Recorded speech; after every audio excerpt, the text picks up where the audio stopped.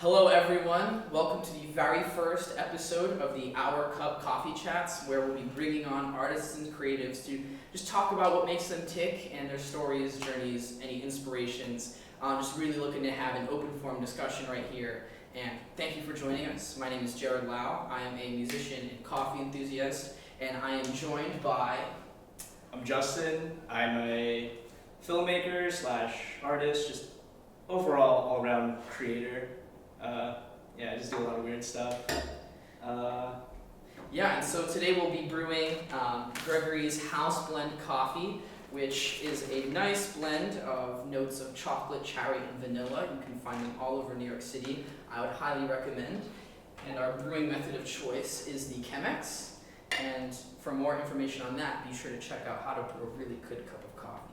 So, Justin, my very first question to you as we get started here, is just tell me about your story. Start when you decided to go down this route. Tell me what inspired you. Yeah, what was your very first inspiration and kind of what your goals are. Just tell me about your artistic journey. Well, whenever people ask me why I chose film, I always joke that, or they ask me oh, what got you into filmmaking or how'd you get interested? And I always joke the second disc on the DVD, because I had all these movies as a kid, and then at some point I kind of got bored of just watching the movies, and I realized, oh, there's a second disc. What's on these things? And I literally just watched all of them.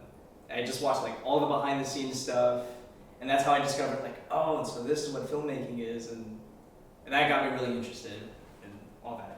Nice. So what kind of films are you working on right now? Is it a little bit of everything? Or if you had a favorite route as far as the kind of work you're focusing on? I definitely want to go into narrative filmmaking. Right now I'm helping out on a web series for my friend. We met in film school, and we just help each other out on all of our personal projects. And so right now I'm just helping out on that whenever I can. Otherwise, I'm freelancing for I shoot boat parties or all these random events. I just shoot videos for them. Gotcha. So for those in the audience who are considering film school, tell us a bit about that. Film school? Yeah. I wouldn't say... It's helpful. It's a great networking tool, film school. But I wouldn't say it was for me, I guess, because, I don't know, I felt like I had a lot of hands-on experience before I went to film school, so I was kind of just there, bored a lot. Gotcha. Well, at least my film school, because there are many different types of film schools. I went to Brooklyn College, and we have a pretty good film program over there, and they really, go over technique over there, a lot of theory, just they go over a lot, and some of it is very helpful. Well, to me, it was helpful for a lot of people. So I always tell people, if you're interested in film and you know nothing, definitely go to film school. But if you have some inkling or think you know what you want to do in film, just go out and just start making films, get on a set, PA, or just do some freelance stuff. And I feel like that's a better route. It's also the cheaper route than paying for film school. Now college these days. So I guess if you had 3 pieces of advice for somebody looking to go down that route, or filmmaking route, what would you think of the most important 3 elements that you would recommend to somebody going down that path? 3 things. Dang, I gotta narrow it down to 3 things. Or 3, 5. I mean, let's boil it down to the most essential elements into getting started in the craft. If you're going to film school, make friends. These are going to be people you work with forever. I'm still working with my friends from film school, so I'd say that's number 1. Just make friends in general. Even if you're not in film school, just make friends, join a club, that's always a thing. Just make films. Don't worry about what it looks like at first, because they're all crap in the beginning. They're all gonna look like crap in the beginning, so just don't even worry about it. Right. So yeah, just go out, film something, anything. Just get used to filming, or get used to figure out your own technique, your own style, stuff like that. Is 2 or 3. I already. I don't know. What about equipment? Tell people about equipment. Equipment? Does equipment matter? Or Equipment, it matters to an extent, but the main thing is just have a good story. That's like the main idea. It's just like always work on the story first, because like you can shoot anything on it. Like people are shooting stuff on iPhones nowadays, and like as long as you're telling a good story, something that like people relate to, they're not even gonna worry about like, oh, I can't see what's going on or whatever. Just like they won't care that it's shot on an iPhone. see if it's a good enough story, you won't even be able to tell. Yeah, Like, this is being shot on an iPhone. Just kidding, but it could be. it could be. So the coffee is ready. So it's got, we'll talk a little bit about this coffee right here. It's got a nice little hazel, deep brown maple syrup kind of color. Are you getting that vanilla, that cherry at all, maybe? I do smell. Yeah. All right, well, cheers. It's gonna be very hot, so I guess just be careful. I guess maybe we should wait. I don't know. Oh, also pro coffee tip when it comes to drinking and tasting coffee.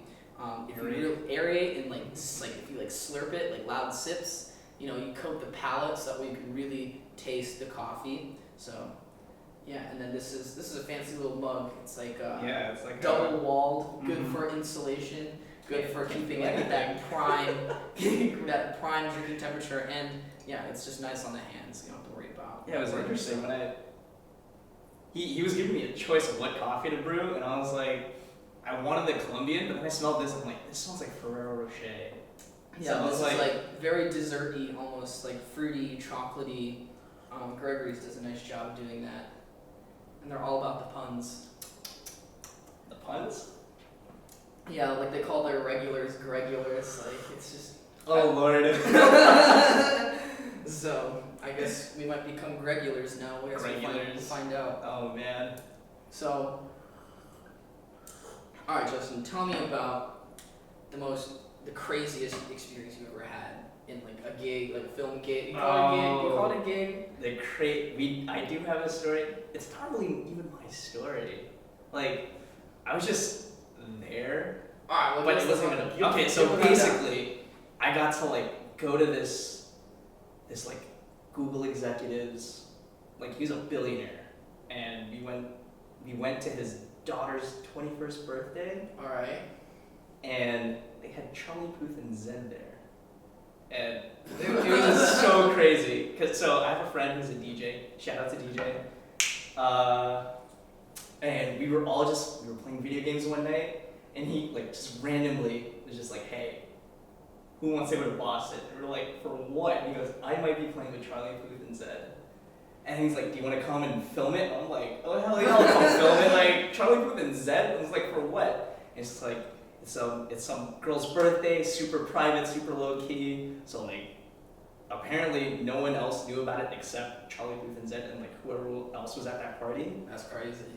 And we drove like 5 hours to Boston the next night, did the party, and like, dude, Charlie Puth and Zed, I didn't like Charlie Puth until I heard him sing live, and I'm just like, dude, he's so good. Yeah, some people sound so different live than they Yeah. do like in the studio, and you know sometimes either one can make or break it. Like some Yeah, people, well, like, it wasn't that I didn't like him, it's just like, he just wasn't really on my just radar. not your vibe. Yeah, Yeah, he just wasn't on my radar. Then I heard him sing, and I'm just like, oh my god, this is beautiful. Like, oh. That's awesome. So to all you viewers, make sure to stay close with your friends because you Yeah, never know see? where they're gonna take you. Make some friends. Tying it back, Tying it back. and then just take advantage of every opportunity. Like the word no should be very minimal in your vocabulary when it comes to Okay. getting off the ground. The small thing, when we got there, it ended up being so private, I didn't even get to film anything. Oh. They were walking around like, hey, no camera. But then like, all the other people brought out their cameras. And I guess so like, at one point, everyone's just out there with a cell phone that like, the security guard just gave up. See, that's Like, why when you get good at things. filming on your iPhone, then you have a camera Yeah, see? everywhere. you know? Bringing it back again. Bring it back again. That's what we're all about. It's just never-ending circles. Like it's important. Oh man. Spitting knowledge, spitting facts. It's a circle. So now tell me about like your dream gig. Like you're talking about narrative, videography. Like what would be your ideal project or your dream project? My dream project. I definitely do want to, direct a feature film, something big, something where, my money's not being used. I want to spend someone else's money and make a movie. That's like every filmmaker's dream, but like, it's a really good dream to have, just like Right. spend buttloads of money on a movie that you care about, something like that. I actually do have a movie that I do want to make because, so we're part of this Asian Creative Network, ACN. Shout out ACN. But and so for film school, you have a thesis project, which is kind of the thing that makes or determines whether you graduate. You just have to shoot a film, your thesis film, and then you graduate. I wrote a script initially that was about esports because I was really into esports, still am, and it's about just the Asian identity of just following what your parents do or breaking out and doing your own thing. So the basic story was just there's this kid who's on path to becoming a doctor, but then he kind of breaks away from that and tries to play video games, become a professional gamer. And I based it on two other professional gamers who are also Asian, Double Lift and Tariq. Shout out to them. Shout out everyone. Shout out everyone. But I kind of based it on them because they kind of had these moments in their life where they got kicked out for pursuing this. And I was like, that's kind of an interesting story, just you start off on one path and then you leave it to do something that you actually want to do, and then I feel like that's a pretty Asian story, No, absolutely. I kind of also went through that. I used to be a computer engineer, and then I switched to film, and my mom got really mad. But you're making it happen, and I think that's the biggest thing. Is it's we're gonna come across these obstacles and these challenges, but you just can't lose sight of what you're shooting for, and then just have that vision and never let it go. Yeah. So I guess leading into my next question is, for those days where you're feeling a little down, when it's a little hard, what pulls you through? What motivates you, even in those trickier times where it's not as easy, where the creative juices aren't flowing? What is there? Is there a driver that kind of kicks into gear then, or or you just kind of push through it? I'm definitely in one of those slumps right now. I have this project that I've been working on for since last year, but I kind of put it aside because of school. And I'd say the one thing is to just go outside, maybe for me, because I spend a lot of time just sitting at home watching YouTube videos. But just going outside, hanging out with friends, just fresh air, sunlight. That usually gets you out of the slump. And just hanging out with other creative people, and throwing out random ideas and seeing what comes back.